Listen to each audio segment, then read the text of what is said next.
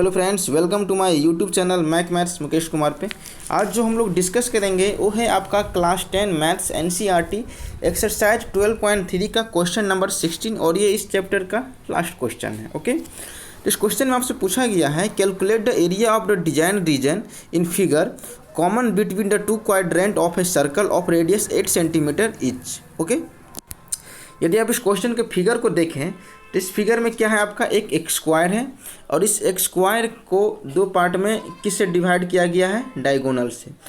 तो ये जो पार्ट है और ये जो पार्ट है, इस टोटल पार्ट में क्या बना हुआ है, आपका डिजाइन बना गया है और इसी डिजाइन का क्या पूछ रहा है आपसे, एरिया पूछ रहा है कि कितना होगा। ओके, तो इस एरिया को फाइंड आउट करने के लिए क्या करेंगे हम लोग, समझ कैसे निकाल सकते हैं इसको हम लोग थोड़ा सा समझें। यदि इस पॉइंट को हम लोग अच्छे से समझ जाएंगे तो इस क्वेश्चन में और कुछ है ही नहीं। ओके, तो देख रहे हैं कि मैंने एक सर्कल ड्रॉ किया है।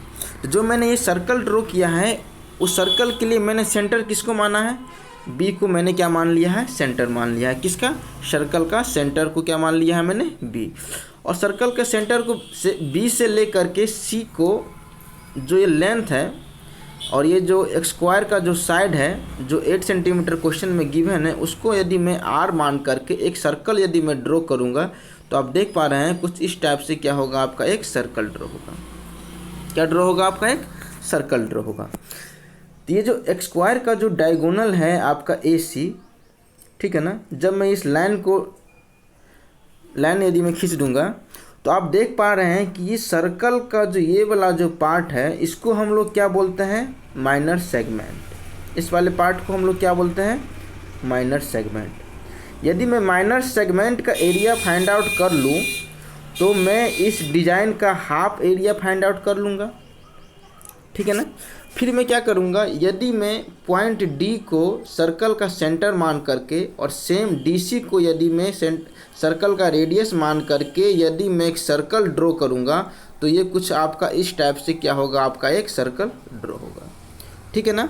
यदि आप उस सर्कल को देखें तो इस सर्कल में यदि मैं डायगोनल से जो ऊपर वाला पार्ट है इस वाले पार्ट को यदि हमें इस पार्ट का एरिया का यदि मैं बात करूंगा तो आप इस वाले पार्ट को क्या बोलते हैं, आपका सेगमेंट, माइनर सेगमेंट बोलते हैं। यदि मैं माइनर सेगमेंट का एरिया यदि मैं निकाल लूँ या इसे मैं माइनर सेगमेंट का एरिया यदि मैं कैलकुलेट कर लूँ तो मुझे टोटल डिजाइन का एरिया निकल जाएगा, क्योंकि माइनर सेगमेंट का एरिया अप्लाई करके इसका भी वैल्यू निकाल सकते हैं और यहाँ से इसका भी वैल्यू हम लोग निकाल सकते हैं। इसका मतलब हम लोग टोटल डिजाइन का एरिया निकाल सकते हैं, ठीक है ना। इसको सॉल्व करने का और भी मेथड है, बट मेरे पॉइंट ऑफ व्यू से ये जो मेथड है ये बहुत ईजी मेथड है, इसलिए मैंने आपको इस मेथड के बारे में डिस्कस कर रहा हूँ, ठीक है ना।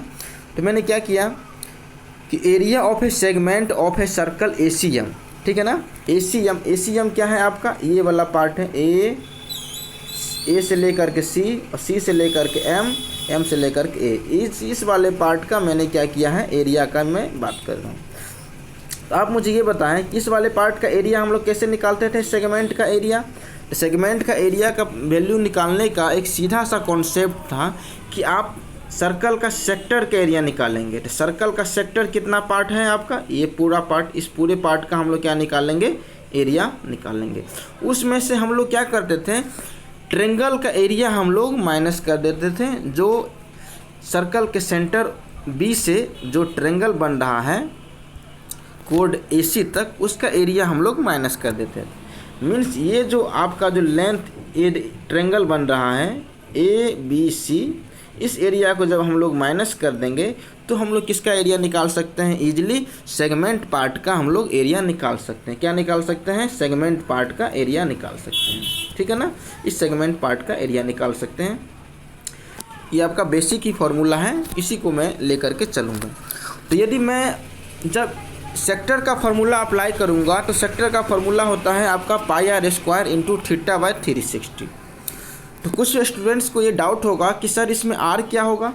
तो मैंने क्या बोला कि सर्कल जो मैंने ड्रॉ किया है तो मैंने किसको आर माना है, ये साइड BC हो या AB हो उसको मैंने आर माना है, जो कि जिसका लेंथ दिया हुआ है आपका 8 सेंटीमीटर। तो यहाँ से हम लोग समझ गए कि आर क्या होगा।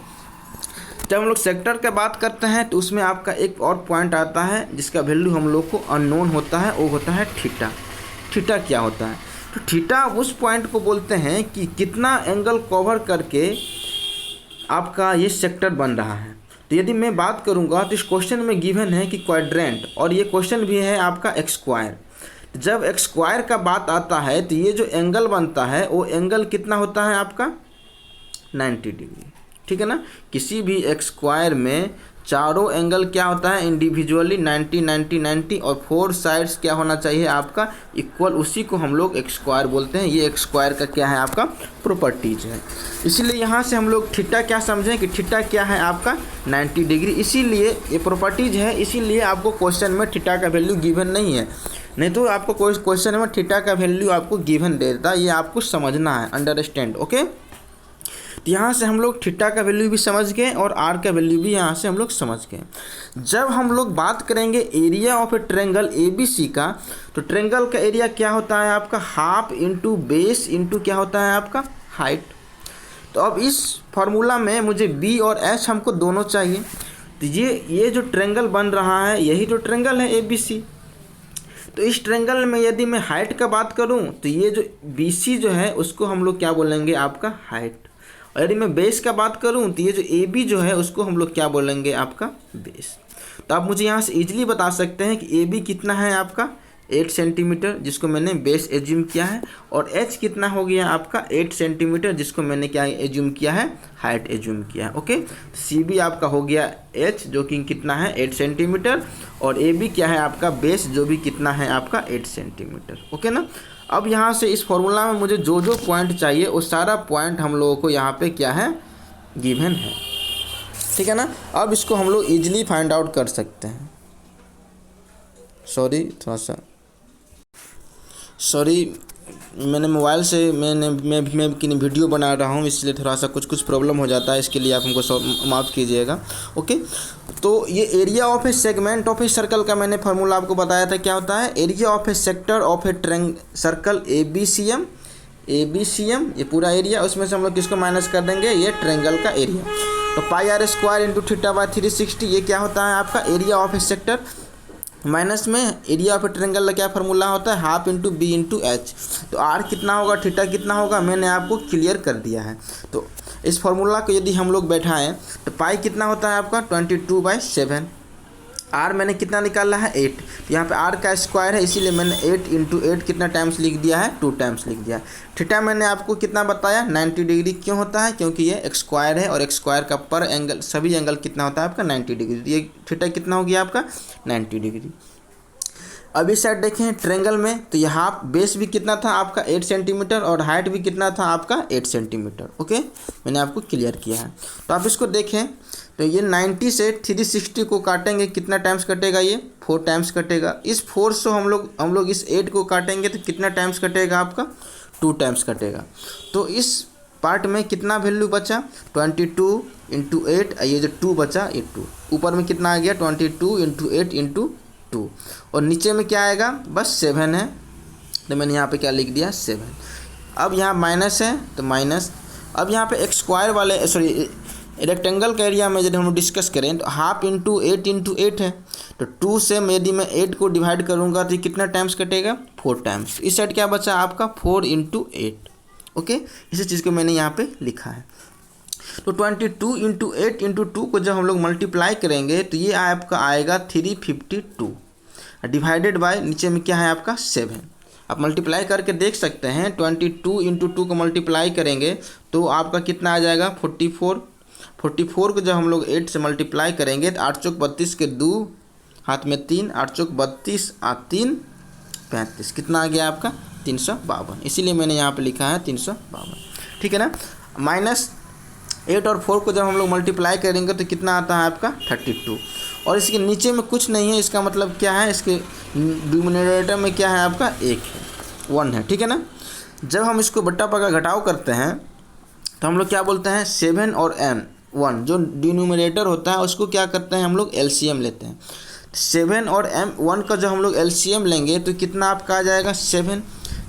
इस 7 को इस 7 से डिवाइड करेंगे तो 1 टाइम्स कटेगा। इस 1 से हम लोग 351 को मल्टीप्लाई करते हैं तो आपका कितना आ जाता है 352। माइनस का माइनस लिखेंगे।